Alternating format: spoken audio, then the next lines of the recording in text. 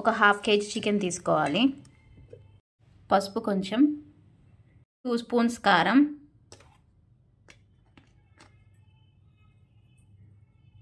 రుచికి సరిపడా సాల్ట్, పావు స్పూన్ ధనియా పౌడర్, పావు స్పూన్ జీరా పౌడర్, 1 స్పూన్ గరం మసాలా,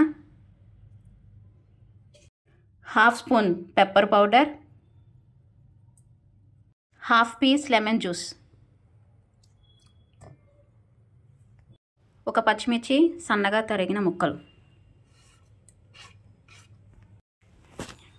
కొత్తిమీర,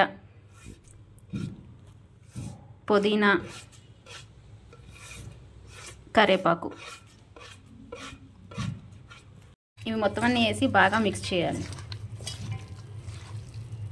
కలుపుకున్న తర్వాత 1 స్పూన్ బియ్యపిండి,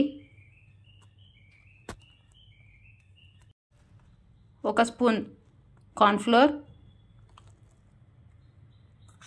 1 స్పూన్ శనగపిండి,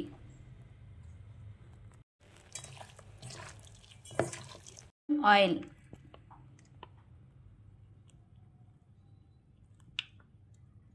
అంతా ఇలా కలుపుకొని 2 to 3 అవర్స్ ఫ్రిడ్జ్లో పెట్టుకోవాలి.